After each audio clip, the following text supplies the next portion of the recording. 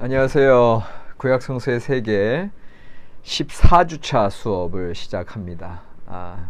제가 웃는 이유는 오늘부터 강의 들으시는 이 시간이 6월 6일자로 강의가 나가는 건데 휴일이잖아요, 현충일. 그런데도 불구하고 이제 강의를 내보내는 이유는 이제 여러분들 온라인으로 들으시니까 6월 6일 날 좀 쉬셨다가 천천히 좀 들으시고 그래서 오늘이 14주차란 말이에요. 그래서 다음 주가 15주차 종강을 하기 위해서, 그러면 아직도 오늘 이스라엘의 지혜 운동과 지혜 문학에 대한 거 나아가고, 다음 주가 신구약 중간 시대, 그 다음 주가 신약과 구약, 교회와 구약 성서, 이제 두 단원이 이제 남아 있어요. 근데 이제 오늘까지 수업을 안 해버리면은 세 단원이 남아 있는 거잖아요. 그러니까는 오늘 이스라엘의 이제 지혜 문학 이제 휴일인데도 불구하고 나가면 다음 주에 6월 13일 날 두 단원을 같이 묶어서 이제 종강을 하려고 합니다. 그러면 저기 딱 15주차에 맞춰서 이제 종강이 되는 거고, 6월 13일 날. 그 다음에 여러분들 기말 페이퍼는 지난번에 내드린 거는 6월 20일까지 내시면 돼요. 그러니까 기말 페이퍼는 6월 20일 날 이 수업 시작하는 게 월요일에 7시 반이잖아요. 그러니까 항상 우리 그 대면 수업 시간에 기말 페이퍼는 마지막 종강 시간에 딱 내는 거잖아요. 그러니까는 2월 20일 7시 반이 우리 수업 시작 시간이니까. 그래서 LMS 상에 그 기말 페이퍼 제출 철을 만들어 놓을 테니까 그걸로 6월 20 7시 반까지 기말 페이퍼 내주시면 되는 거고요. 우리 수업은 다음 주 6월 13일 날 종강한다. 그래서 오늘 6월 6일 날 이 수업이 불가피하다. 이걸 좀 이해해 주시고 따라 주시면 감사하겠습니다. 자, 그래서 오늘 이스라엘의 지혜 운동과 지혜 문학 해서 욥기, 잠언, 전도, 다음에 외경의 지혜서와 집회서까지 이렇게 쭉 한번 진도를 한번 진행해 보려고 합니다. 먼저 이스라엘의 이제 지혜 운동의 배경을 좀 이제 살펴보면요. 사실 이스라엘 백성들은 팔레스틴 지역의 이제 후발 주자이기 때문에 고대 가나안의 문화뿐만 아니라 그 고대 가나안 문화의 배경이 되는 메소포타미아 문명과 이집트 문명의 그런 문화적인 배경 가운데 우리가 이 구약 성경을 이해하게 되고, 그 중에도 이제 지혜 운동은 사실은 이미 메소포타미아 또 이집트 쪽에 지혜 문헌들, 지혜 전승들이 발달되어 있었기 때문에 그것의 영향을 안 받을 수가 없다. 더군다나 시대적으로도요. 이집트는 이 그 피라미드가 건축되던 시기가 이제 기원전 2600년부터 2200년경까지인데, 이미 그때로부터 이제 지혜 전승, 여러분들 피라미드를 만든 그 기술력을 보세요. 그들에게 오늘날의 그 과학 기술 문명이라고 얘기할 정도의 그런 기술 문명이 있었고, 또한 그런 것들의 바탕에는 이제 인간 지혜에 대한 거, 또 세상 구조에 대한 원리를 발견하는 거, 이런 지혜 전승들이 있었을 것이고, 그 시대로부터 이제 지혜가 내려온다고 하면 우리가 그 이제 모세를 통한 출애굽의 역사 자체도 더 오래 보신 분들 한 기원전 1500년 보시고, 이후에 보는 분들은 한 1250년경 그렇게 보는데, 이미 그 이전에 2600년부터 2200년으로부터 그런 지혜 전승들이 있었다라고 우리가 본다면, 고대 이스라엘의 지혜 자체가 이런 이집트의 지혜 사상의 영향을 안 받을 수가 없겠다. 배경으로 이제 알 수 있는 사실이고요. 메소포타미아는 더 오래전이죠. 메소포타미아의 최고의 문명은 이제 수메르 문명 아닙니까? 그래서 일반 학자들, 역사학자들의 이야기는 이 인류 문명의 기원은 이 수메르 문명으로부터라고 이제 얘기할 정도로, 이 수메르 문화에 관심 있는 분들은 이제 많이들 공부하시게 되는데, 이 시기가 기원전 4000년까지 올라갑니다.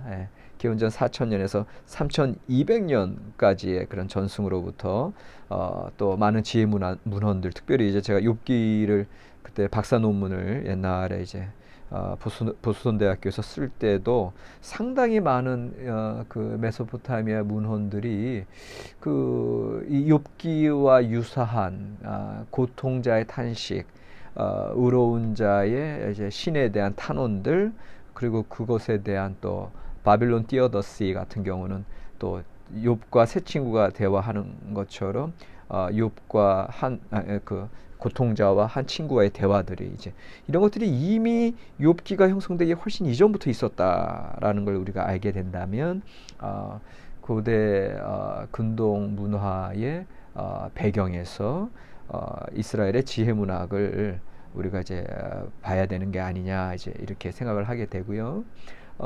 실제로 이스라엘 왕국이 형성되어지고 본격적으로 그 문화가 발전하던 시기인 이제 솔로몬 왕 시대에는 이웃 문화와의 활발한 교류, 또 쉐바의 여왕까지도 방문하는 이런 기록들을 보았을 때 고대 사회 르네상스 시대가 아니겠느냐. 그래서 이 시대에 이집트와 메소포타미아의 그런 어떤 지혜 문헌들을 많이 소개받고 지혜 전통들을 이제 유입하던 그런 시기로서도 우리가 보게 됩니다.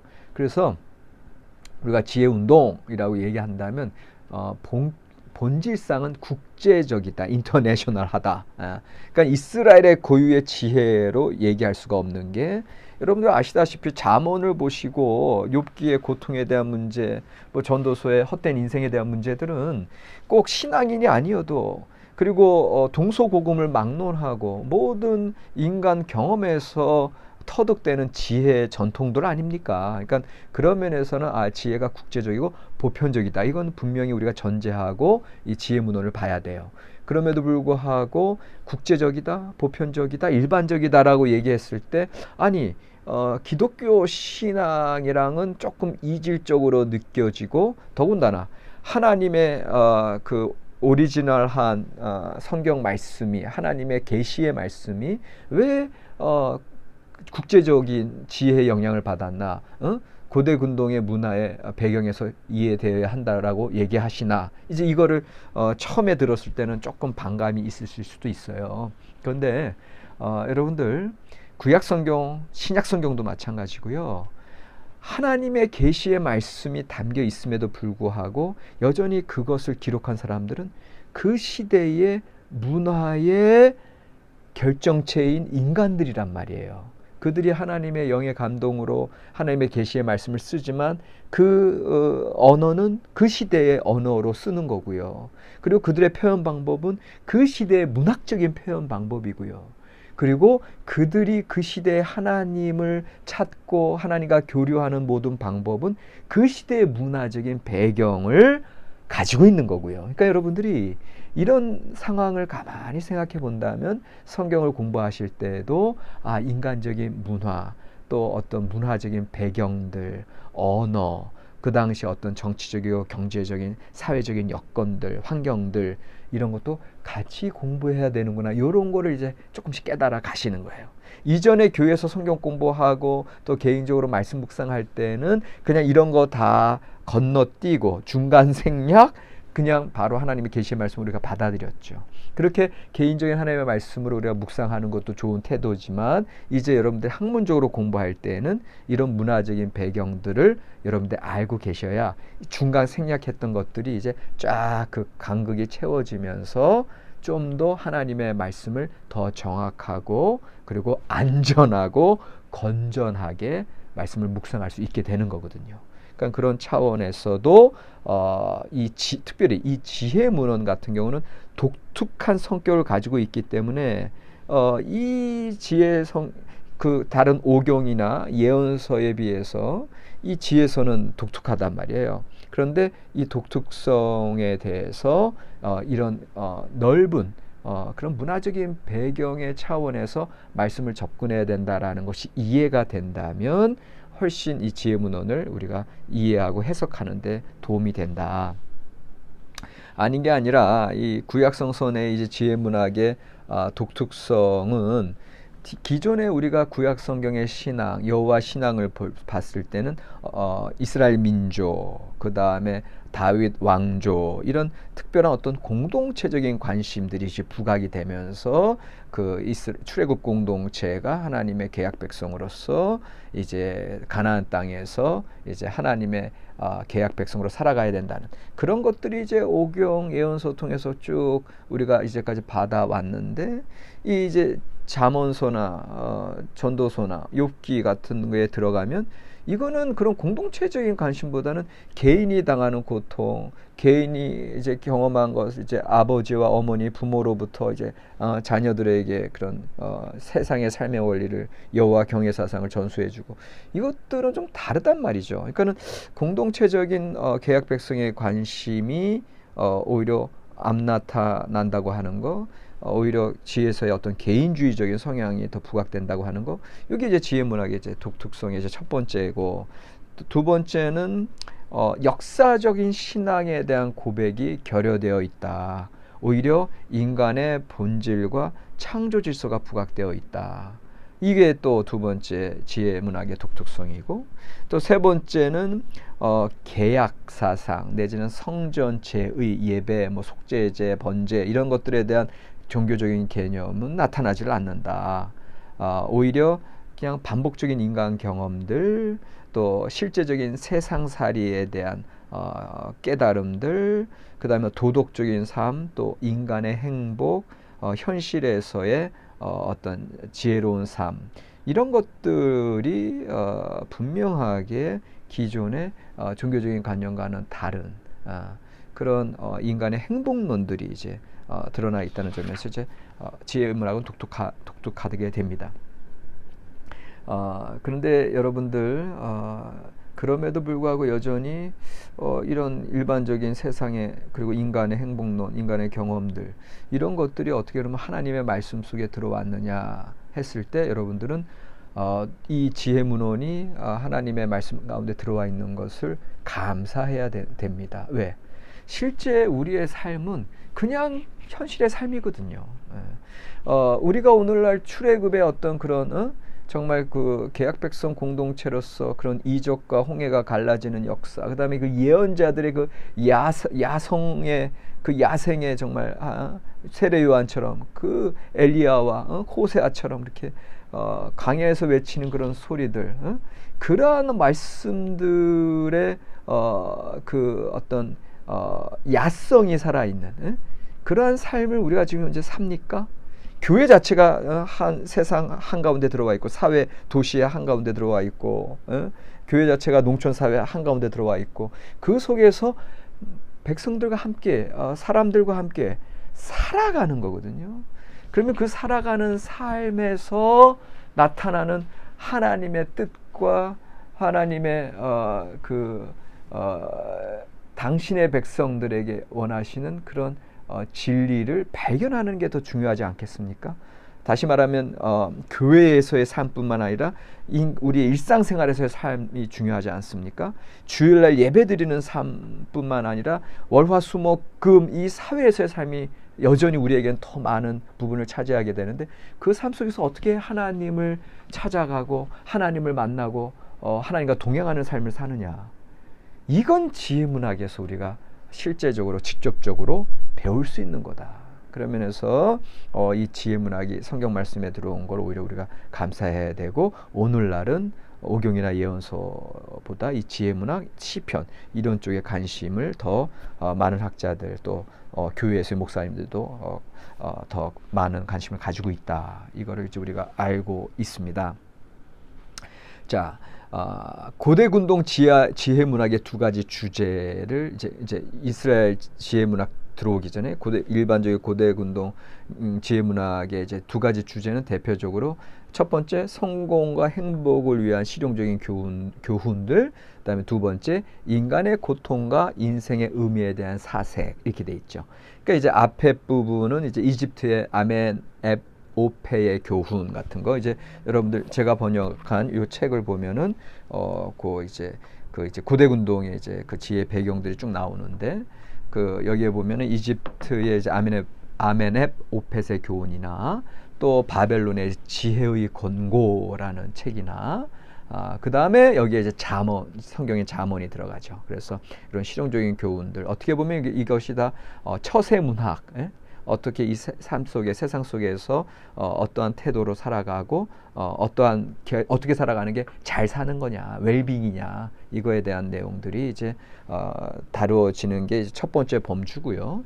두 번째는 이제 인간의 고통, 인생의 의미에 대한 사색.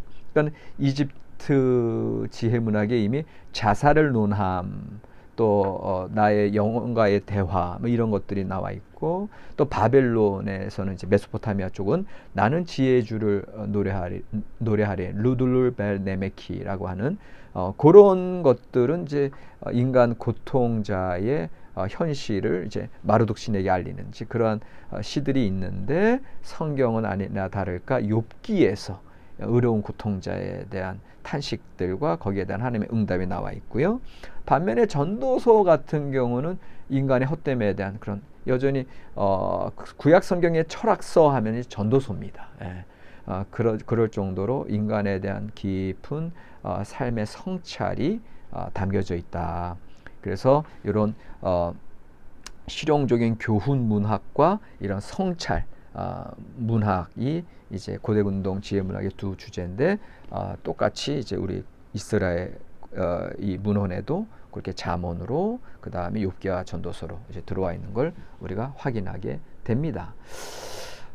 그래서 이제 구약 성경의 이제 오경과 예언서는 이제 계시문학, 하늘로부터 하나님께서 허락하신 그런 문헌이고, 어떤 신론 중심의 이제 계시 문학이라면, 요 지혜서는 하늘로부터가 아니라 요 아래로부터, 인간 경험으로부터 드러난 문학들이고 전통들이고, 신에 대한 어떤 이해보다는 인간에 대한 이해를 바탕으로 신 앞에 나아가는, 그러니까 방향이 위로부터의 계시성이 오경과 예언서라면, 아래로부터의 계시성, 인간의 경험, 성찰, 이걸 통해서 아래로부터 이제 하나님께로 나아가려고 하는 것이 이런 지혜 문헌들이다.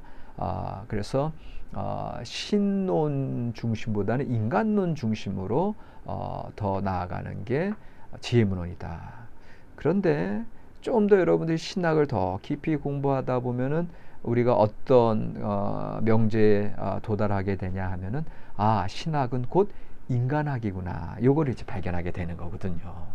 그러니까 오늘날 또 이 지혜 문헌에 더 관심을 갖게 되는 이유, 시편의 탄식과 시편의 여러 가지 인생 희노애락의 경험들에 대한 그런 어떤 찬양들, 감사시들, 이런 것들이 더 다가오는 이유가, 하나님을 알아가면 알아갈수록 우리는 나 자신에 대해서 더 많이 발견하고 인간에 대해서 더 깊이 이해할 수 있게 되는 거잖아요. 그러니까 그런 면에서 오늘날 구약 성경에 나타난 이 지혜 문헌들이 상당히 많은 이들에게 실제적인 신앙에 도움을 주고 있다. 그리고 이것이 이제 단지 구원 신학의 어떤 교회 울타리에 머물러 있는 것을 이 세상과 상대하는 창조 신학의 더 큰 신학적인 테두리로 우리를 해방시키고 우리를 인도하는 거죠. 더 드넓은 지평으로. 그런 면에서 이제 이 지혜 문헌에 대한 관심이 중요하다. 이제 이스라엘의 지혜 문학으로 들어가겠습니다.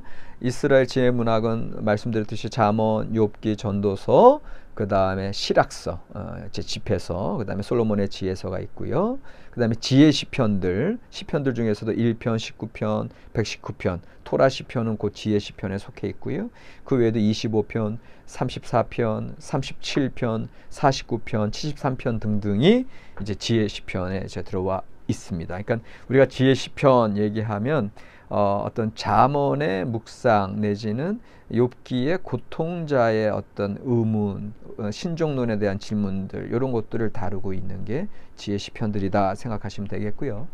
여기에 이제 지혜 문헌에 아가서도 들어간다고 하는 거를 여러분들 좀 기억해 주시면 좋겠습니다.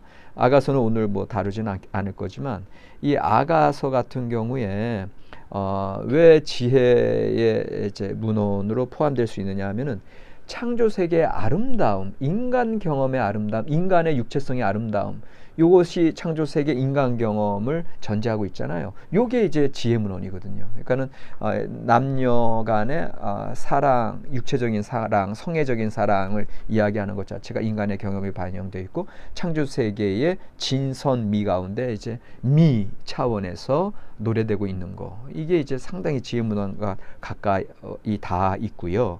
그 다음에 이제 인생의 어떤 그 충만함을 얘기하고 있거든요. 인생의 아름다움의 충만함, 그 남녀간의 그 젊은 남녀간의 그 열정적인 사랑, 그리고 그 남자는 그 여성의 육체의 아름다움을 노래하고 있고, 여성은 또 그 남자의 아름다움을 노래하고, 연인의 그 아름다움을 노래하고 있고, 이런 것들 자체가 벌써 어떤 휴머니티, 인간됨에 대한 어떤 그 있는 그대로의 이제 고백이거든요.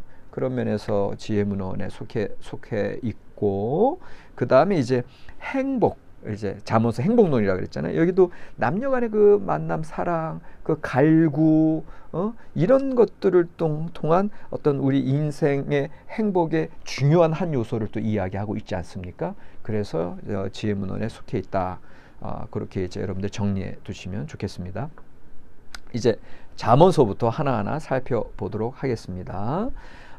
잠언서는요, 잠언서의 구성까지 보고 이제 첫 시간 끝나고 이제 두 번째 시간으로 넘어갈게요.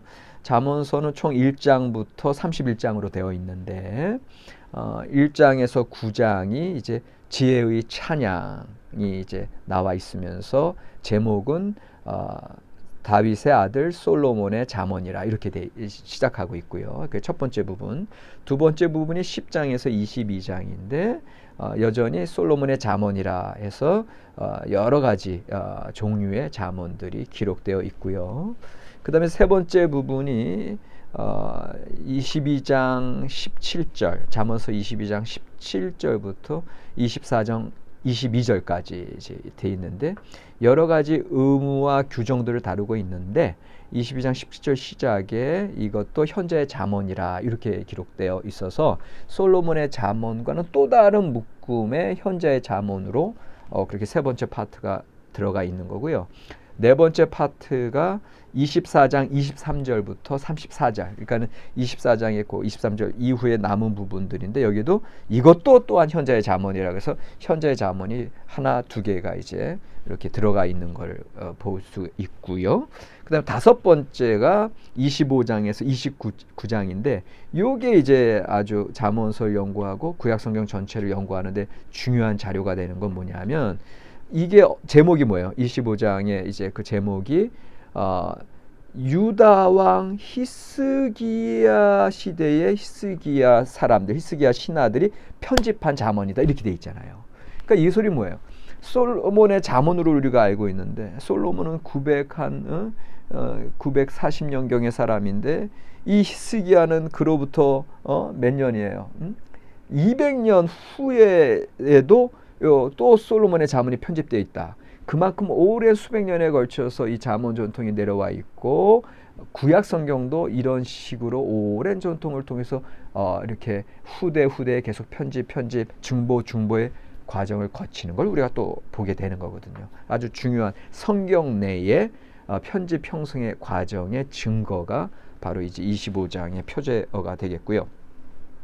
그러고 나서 여섯 번째가 이제 30장 아굴의 잠언이다 이렇게 돼 있고, 그 다음에 끝으로 31장 르무엘의 잠언이다 이렇게 기록이 되어 있습니다. 자, 첫 시간 여러분들 쭉 기본적으로 살펴봤는데, 첫 시간 과제가 나갑니다. 첫 시간 과제는 여러분들